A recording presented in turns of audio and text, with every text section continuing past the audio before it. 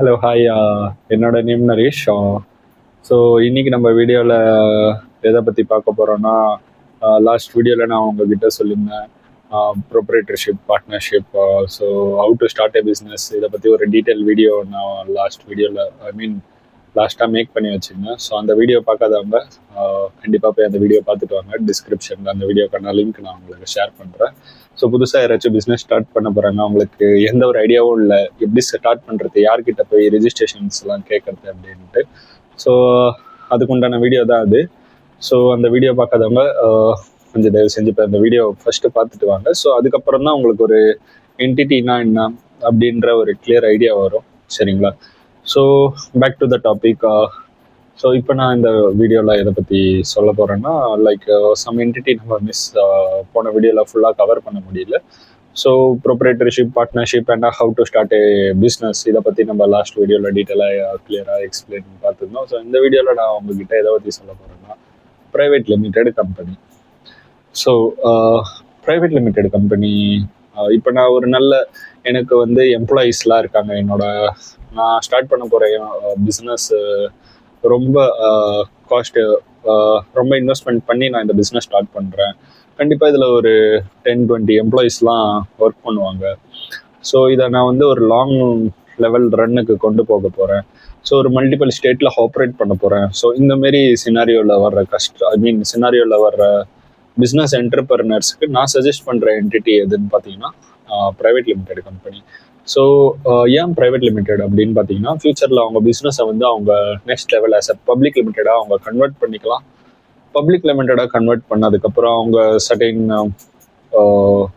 சில என்ன சொல்கிறது, அந்த ஸ்லாப்ஸுக்கெலாம் அவங்க மெட் ஆகிட்டாங்கன்னா அவங்க கம்பெனி ஐபிஓவில் லிஸ்ட் பண்ணிக்கலாம். ஸோ அதனால் நான் வந்து அவங்கள வந்து ப்ரைவேட் லிமிடெட் கம்பெனியாக ரெஜிஸ்ட்ரேஷன் பண்ண சொல்கிறேன். எனக்கு மணி ப்ராப்ளம் இல்லை, எனக்கு கம்பெனியோட க்ரோத் தான் முக்கியம்.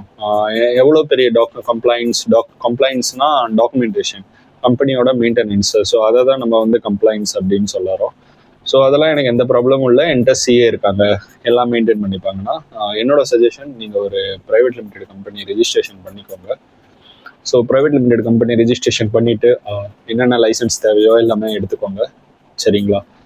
ஸோ நான் ஆல்ரெடி ப்ரீவியஸ் வீடியோவில் சொல்லியிருப்பேன். ஸோ இப்போ ஒரு ஃபுட் பிஸ்னஸ் ஆரம்பிக்கிறீங்கன்னா கண்டிப்பாக ஃபுட் லைசன்ஸ் இருக்கணும். ஃபுட் லைசன்ஸ்லேயே நிறைய கேட்டகரி இருக்குது. ஸோ பேசிக், ஸ்டேட், சென்ட்ரல் அப்படின்றது. ஸோ உங்கள் பிஸ்னஸ் எந்த ஸ்லாப் ரேட்டை மீட் ஆகுதோ அதைப்படி நீங்கள் வந்து எடுத்துக்கோங்க. ஸோ ப்ரைவேட் லிமிடெட் என்டிட்டியை பற்றி சொல்லிட்டேன். ஸோ இதை எங்கேருந்து நீங்கள் ரெஜிஸ்ட்ரேஷன் பண்ணுவீங்கன்றதை நான் உங்களுக்கு சொல்கிறேன். ஸோ இதுக்கும் நீங்கள் கூகுளில் செக் பண்ணி பார்க்கலாம். கூகுளில் வந்து I want to start a private limited company.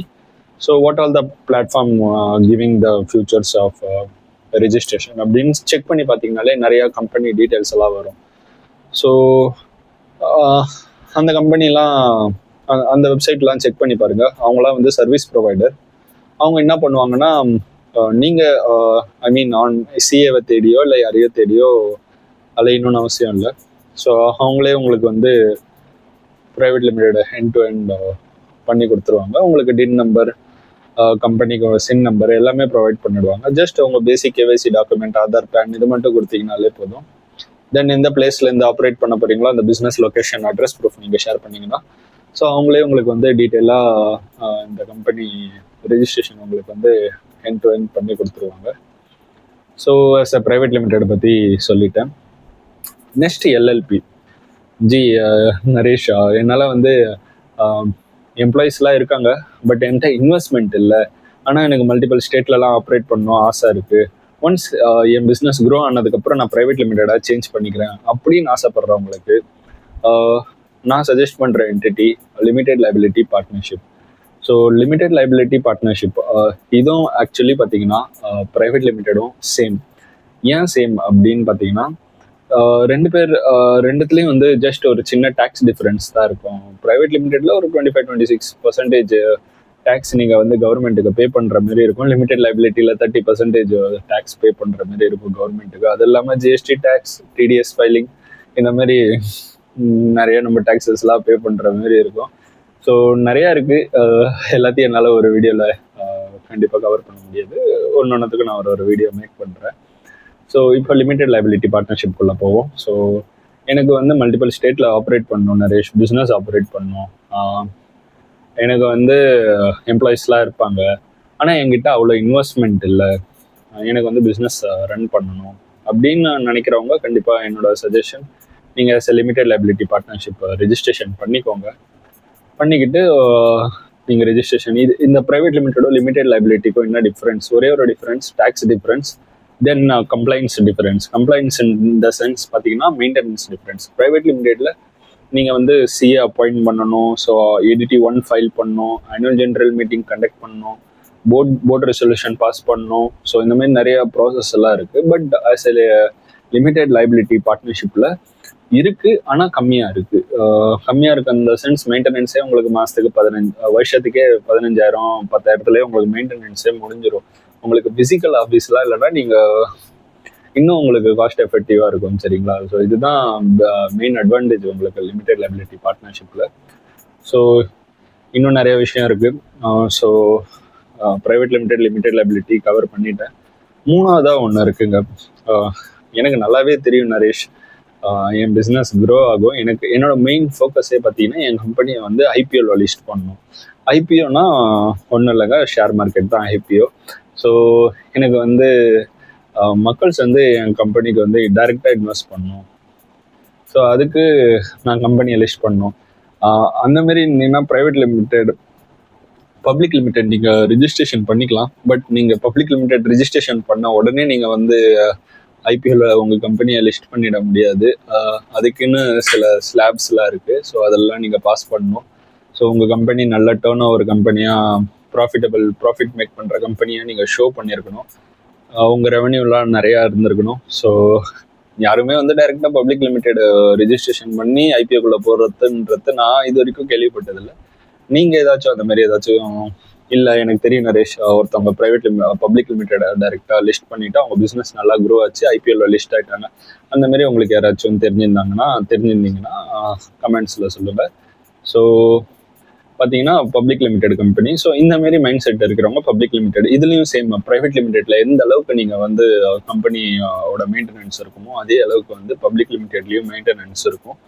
ரொம்ப அதிகமான மெயின்டெனன்ஸ் தான். சிஏ அப்பாயிண்ட் பண்ணணும், ஆடிட்டர் டிக்ளேர் பண்ணணும், போர்டு ரெசல்யூஷன் பாஸ் பண்ணணும், டைரக்டருக்கு டின் EKYC. ஒரு பெரிய கடலுங்க பப்ளிக் லிமிடெட் கம்பெனியும் ப்ரைவேட் லிமிடெட் கம்பெனியும் மெயின்டெனன்ஸை பொறுத்த வரைக்கும். ஸோ இதை வந்து எல்லாமே நான் ஒரு ஆளாக பார்த்துக்கிறேன்னு சொன்னீங்கன்னா கண்டிப்பாக உங்களால் பிஸ்னஸ் ரன் பண்ணவே முடியாது. ஸோ ப்ரைவேட் லிமிடெட்லேயே 2 கேட்டகரி இருக்குது. நான் உங்ககிட்ட ஜஸ்ட் ப்ரைவேட் லிமிடெட் மட்டும் தான் சொல்லியிருக்கேன். 1% ப்ரைவேட் லிமிடெட் கம்பெனின்னு ஒன்று இருக்குது, ப்ரைவேட் லிமிடெட் கம்பெனின்னு ஒன்று இருக்குது. சரிங்களா? ஸோ பப்ளிக் லிமிடெடை ஃபஸ்ட்டு நான் முடிச்சிடறேன், தென் 1% பற்றி இன்னும் டீட்டெயிலாக சொல்கிறேன். ஸோ அவ்வளோதாங்க. இப்போது நீங்கள் வந்து ஐபிஓவில் லிஸ்ட் பண்ண போகிறீங்க, எனக்கு வேறு எந்த ஒரு கோலும் இல்லை, ஆனால் என் கம்பெனி தெரியும், என் கம்பெனி ஒரு ப்ராஃபிட் மேக்கிங் கம்பெனியாக தான் கண்டிப்பாக வரும்னா நீங்கள் ஜஸ்ட் ஆஸ் எ பப்ளிக் லிமிட்டடாக ரெஜிஸ்ட்ரேஷன் பண்ணிக்கோங்க. காஸ்ட் வைஸ் உங்களுக்கு ஹையராக தான் இருக்கும். என்னோட சஜஷன் என்னன்னா, எல்லாரும் ஆஸ் எ ப்ரைவேட் லிமிடெட் கம்பெனியாக ரெஜிஸ்ட்ரேஷன் பண்ணிக்கோங்க. நல்லா ப்ராஃபிட் மேக் பண்ணுங்கள். ப்ராஃபிட் மேக் பண்ணதுக்கப்புறம் உங்கள் கம்பெனியை பப்ளிக் லிமிட்டடாக ஸ்விட்ச் பண்ணிவிட்டு ஐபிஓவில் லிஸ்ட் பண்ணுங்கள். இதுதான் நான் சஜஸ்ட் பண்ணுவேன். சரிங்களா? தென் தேர்ட் உங்ககிட்ட சொன்ன மாதிரி 1% கம்பெனி. ஸோ ஆல்ரெடி போன வீடியோலே நிறைய சொல்லிட்டு 1% கம்பெனினா என்ன, ப்ரொப்ரேட்டர்ஷிப்ன்றது அதுவும் ஒரு 1% தான். ஆனால் பார்த்தீங்கன்னா இது வந்து ரிஜிஸ்டர் என்டிட்டி, அது வந்து அன்ரிஜிஸ்டர் என்டிட்டி. ரிஜிஸ்டர் என்டிட்டினா நீங்கள் வந்து கவர்மெண்ட்டில் as a ministry of corporate அஃபேர்ஸில், சரிங்களா, MCA அப்படின்னு சொல்லுவோம். ஸோ அதில் வந்து உங்கள் கம்பெனியை வந்து லிஸ்ட் பண்ணி நீங்கள் வந்து ரெஜிஸ்ட்ரேஷன் பண்ணுவீங்க. ஸோ அதுதான் ரிஜிஸ்ட்ரேஷன் என்டிட்டி. சரிங்களா? ஸோ ப்ரொப்ரேட்டர்ஷிப் 1% கம்பெனி ரெண்டும் ஒன்றான்னு கேட்டிங்கன்னா ப்ராசஸ் வைஸ் எல்லாமே ஒன்று தான். பட் அது வேற இது வேற. அதுக்கு டிஸ்அட்வான்டேஜ் இருக்குது, இதுக்கும் டிஸ்அட்வான்டேஜ் இருக்குது. ஸோ அதை பற்றி நான் டீட்டெயில் வீடியோ உங்களுக்கு மேக் பண்ணுறேன். அதுக்கு முன்னாடி 1% கம்பெனி பற்றி சொல்லிடுறேன். So as a private limited company start பண்ணுறதுக்கு முன்னாடி மினிமம் 2 டைரக்டர் வேணும். அந்த 2 டைரக்டரும் ஷேர் ஹோல்டராக இருந்துக்கலாம். 1% கம்பெனியில் அப்படி இருக்க முடியாது. சிங்கிள் பர்சன் தான் டைரக்டராக இருப்பாங்க, சிங்கிள் பர்சன் தான் ஷேர் ஹோல்டராக இருப்பாங்க. சரிங்களா? இப்போ நீங்கள் தான் கம்பெனியோட டைரக்டர், நீங்கள் தான் கம்பெனியோட ஓனர். ஸோ வெளியிலேருந்து யாரையும் நீங்கள் வந்து ஆஸ் ஏ டைரக்டராக ஆட் பண்ணிக்க முடியாது. 100% ஆஃப் ஷேர்ஸ் நீங்கள் மட்டும் தான் ஹோன் பண்ணுவீங்க. ஸோ அதை தான் 1% கம்பெனி அப்படின்றத சொல்லுவோம். ஸோ வெளியிலேருந்து எந்த ஒரு டைரக்டரும் நீங்கள் ஆட் பண்ண வேண்டியதில்லை.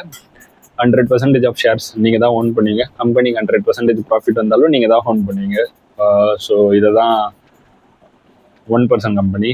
மற்றபடி டாக்குமெண்டேஷன், சிஏ அப்பாயின்ட் பண்ணுறது, போர்டு ரெசல்யூஷன் பாஸ் பண்ணுறது, டைரக்டருக்கு டின் நம்பர், இகேவைசி பண்ணுறது, ஸோ மிச்ச எல்லா ப்ராசஸும் ஒன்று தான். டேக்ஸும் அதேமாரி 26% நீங்கள் ப்ரைவேட் லிமிடெடுக்கு எவ்வளோ டேக்ஸ் பே பண்ணியிருப்பீங்களோ அதே தான் இதுக்கும் பே பண்ணுவீங்க. ஸோ ஐ திங்க் இந்த வீடியோவில் எல்லாத்தையும் நான் கவர் பண்ணிட்டேன்னு நினைக்கிறேன். So 1% company, private limited company, LLB, public limited, எனக்கு தெரிஞ்ச டீட்டெயில்ஸ் எல்லாமே நான் ஷேர் பண்ணியிருக்கேன். சப்போஸ் இதில் ஏதாச்சும் மிஸ்டேக்ஸ் ஏதாச்சும் நீங்கள் ஃபைண்ட் அவுட் பண்ணிங்கன்னா கண்டிப்பாக எனக்கு கமெண்ட்ஸில் சொல்லுங்கள், இல்லை எனக்கு மெயில் பண்ணி சொல்லுங்கள். மெயில் ஐடி டிஸ்கிரிப்ஷனில் கொடுக்குறேன்.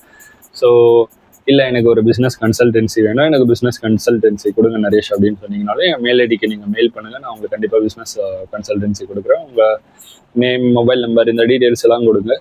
நான் கண்டிப்பாக உங்கள் பிஸ்னஸ் ரெக்குவயர்மெண்ட்டுக்கு ஏற்ற மாதிரி ஐடென்டிஃபை பண்ணிவிட்டு என்னால் என்ன பிஸ்னஸ் கன்சல்டன்சி கொடுக்க முடியுமோ நான் உங்களுக்கு பிஸ்னஸ் கன்சல்டன்சி கொடுக்குறேன். ஸோ இந்த வீடியோவில் நான் மேக்ஸிமம் எல்லா டீட்டெயில்ஸும் கவர் பண்ணிட்டேன். இதுக்கு அடுத்து வர்ற வீடியோவில் 1% கம்பெனியோட 1% company and then proprietorship basic understanding எப்படின்றத உங்களுக்கு க்ளீனாக சொல்லிடுறேன். அட்வான்டேஜஸ், டிஸ்அட்வான்டேஜஸ் சொல்லிடுறேன். ஸோ அப்போ தான் உங்களுக்கு தெரியும், கன்ஃபியூஸ் ஆக மாட்டீங்க.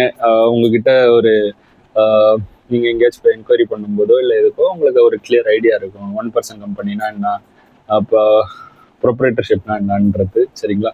So I think thanks. So இந்த வீடியோ கம்ப்ளீட் பண்ணிக்கிறேன். தேங்க்யூ.